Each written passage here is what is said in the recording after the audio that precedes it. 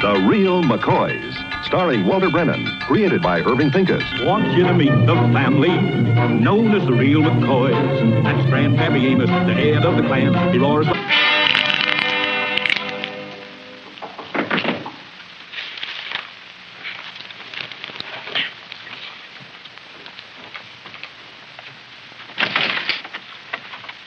Oh, yes, ma'am? Mr. McCoy?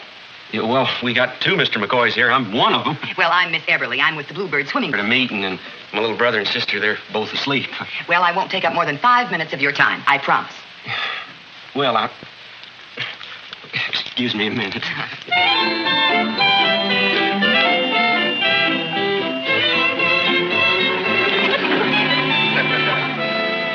on in. Thank you. Oh. It's, my sin. Beg your pardon? Lovely place. Oh, yeah. Thanks very much. It's mighty fancier than what we was used to in West Virginia, but we're sort of getting used to it. Uh-huh. Yeah, won't you sit down? Well, thank you.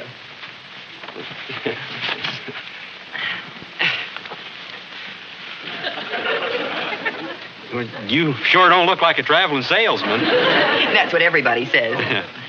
If I was to see you on the street, I'd say you was an actress. Well, as a matter of fact, I was an actress up until about a year ago, but it got to be a long time between parts, and I like to eat. Have walnut? No, thank you. Ever since I've been selling, I've been eating quite well. By the way, have you ever done any acting? Me? Uh-huh. Oh, shucks, no. Oh, no, listen, you're a good type. Look at that profile.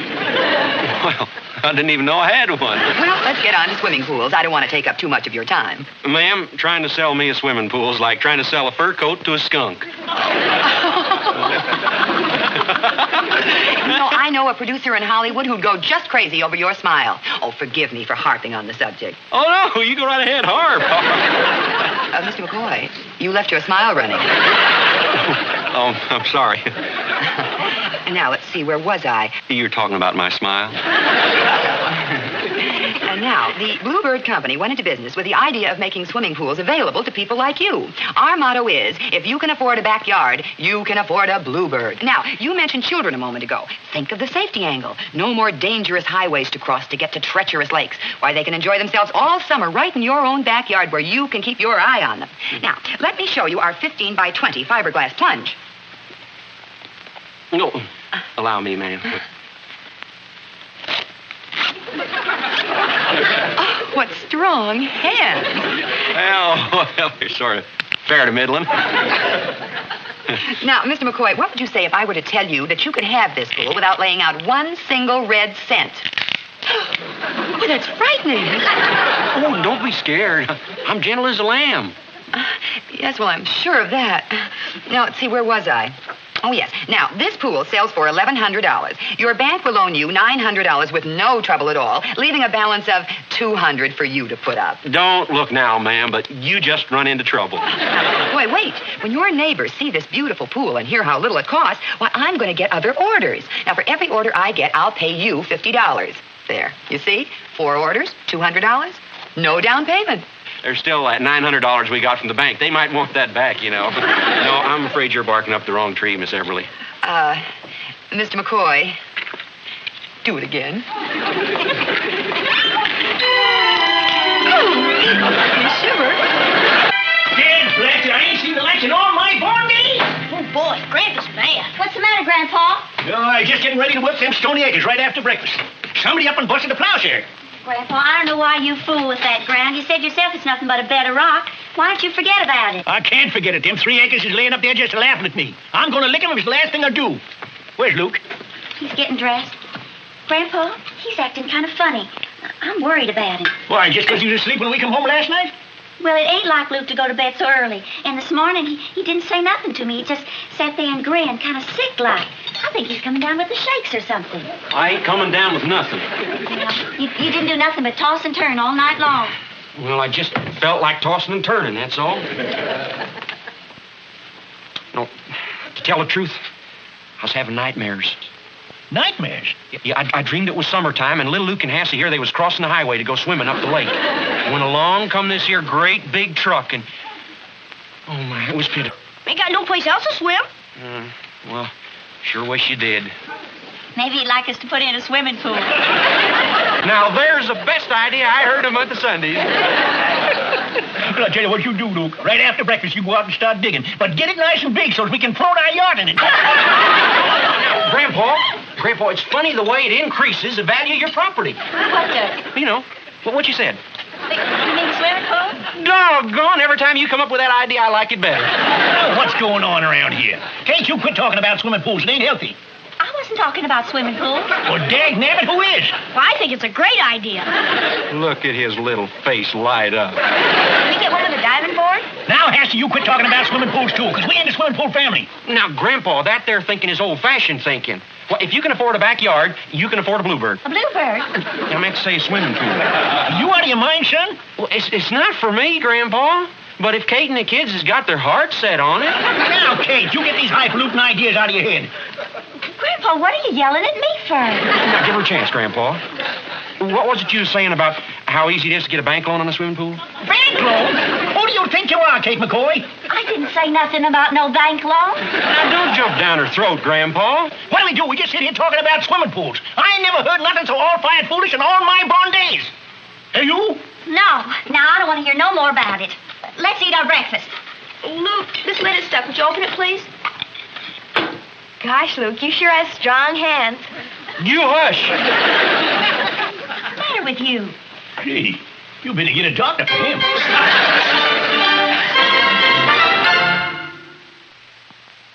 Get on your toes. You're all beating you to the corn here. Grandpa? Where you been? Down the gas station. Yeah? I was making a phone call. What's the matter with our phone? Grandpa, I got something to tell you. Well, it's about time.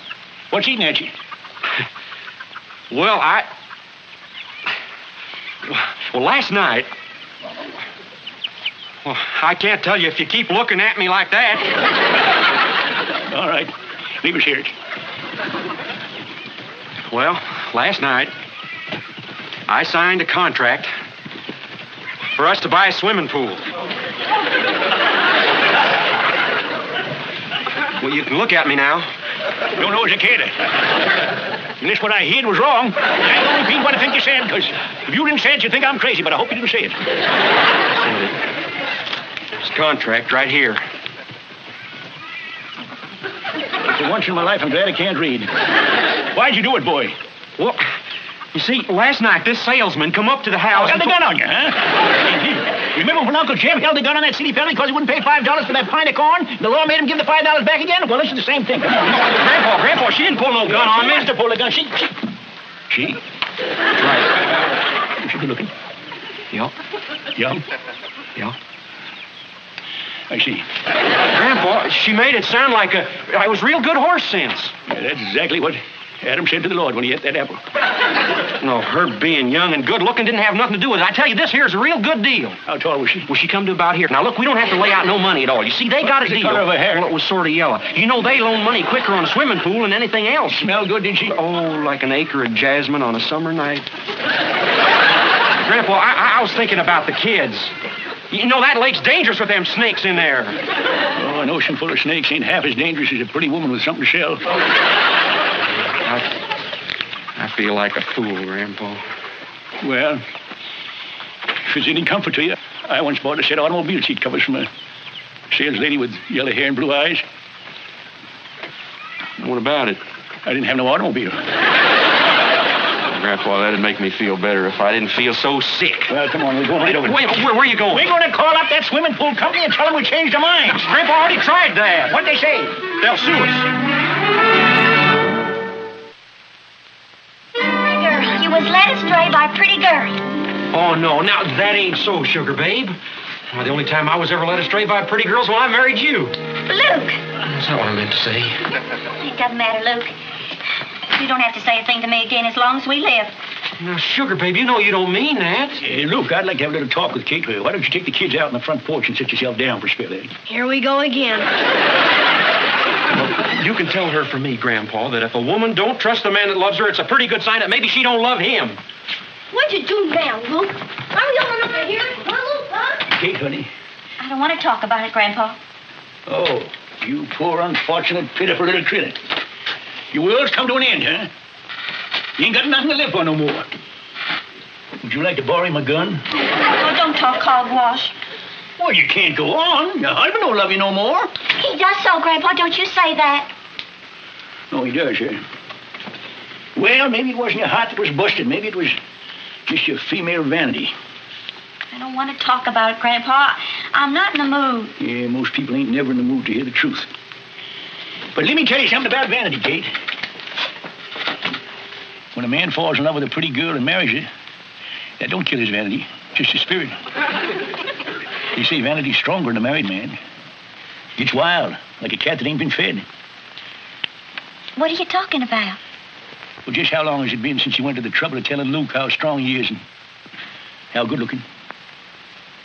Oh. You ain't been feeding your cat. So you hadn't ought to get too surprised when he goes purring after the first pretty girl that comes along and sets down a saucer of cream and says, "Here, kitty, kitty, kitty, kitty, kitty." You know, Grandpa, for a man that ain't had much schooling, you're pretty smart. There you go. Feeding cream to the wrong cat. That's the one you gotta worry about. You gotta worry about getting out of this swimming pool mess, too. Yeah, that's right. While I'm worrying about that, I think I'll get that new plow and light into them Stony Acres again. Wait a minute. Stony Acres. I think I got an idea, Grandpa. Just a second.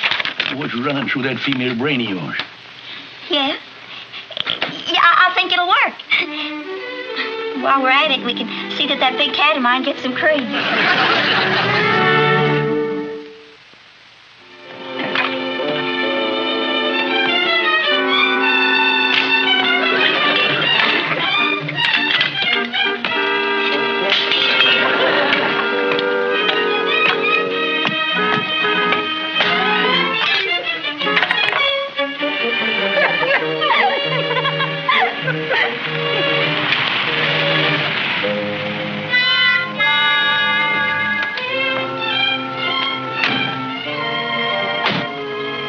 Sure is pretty. Yeah, if you like that type of female. How come your eyes is bulging out? I like that type of female. I'm Miss Eberly, Mrs. McCoy, and this is Mr. Peroni, our engineer. Nice to meet you both. This is Grandpa Amos. Amos McCoy, that is. Well, how do you do? Looks like this ground has been giving you a little trouble. Well, no, it's just they don't make shovels and plows like they used to, that's all. Well, if you folks will show us where you've decided to put your new swimming pool, Mr. Peroni here can get to work. Well, this is it, Miss Everly. Up here? Yeah, right here, that's it. Well, I would have thought you would have wanted it closer to the house, but it's your swimming pool, isn't it? Miss Eberly, could I talk to you a minute? Yes, of course. Excuse us. Keep a straight face now. I'm trying, but it sure ain't easy. Anything wrong? Oh, no, not a thing. But Mr. Peroni and I were just saying that we think you get a lot more enjoyment out of your pool if you put it down there. Why? Well, wouldn't you rather have your pool out of the sight of the pigs? Oh, if the pigs can stand the sight of me in a bathing suit, I guess we can stand them. When do you expect to get the steam shovels in here, Mr. Peroni? Excuse me, Miss Eberly.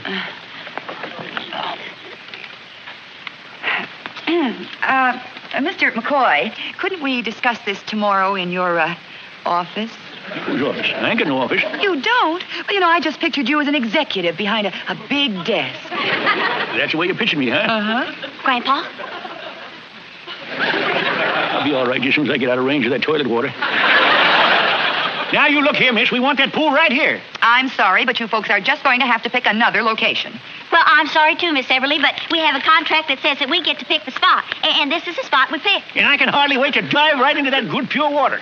Well, I'm just going to have to tell you folks the truth. Mr. Peroni tells me that this ground is so hard and so rocky that the cost of excavating it would be prohibitive. Are you trying to get out of this deal, Miss Everly? Well, no, but...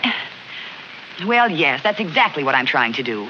Well, now, that's a pretty howdy-do. Well, I'm afraid Grandpa and I have nothing to say about it. You made this deal with my cat. My husband. He's the head of the household. Is he home now? Well, no, he went to town. But, I could have him call you as soon as he comes home. Oh, would you please, Mrs. McCoy? I'd be so grateful. Well, goodbye for now, and I'm sorry.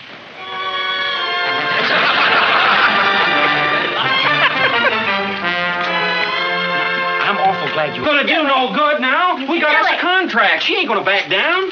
Yes, she is, if you talk real good. And we all know there ain't a better talker this side of the Mississippi than you are. Well, Once you put your mind to it. hello, Miss Eberly, please. Jump on her with both feet, Luke. Miss Eberly, this here's Luke McCoy. Now, listen, we can't pay for that there swimming pool, so you better forget about it, because if you don't, there's going to be a peck of trouble. You what? You will? You do? Well, that's fine. I mean, that's more like it, Miss Eberly. Bye. Well?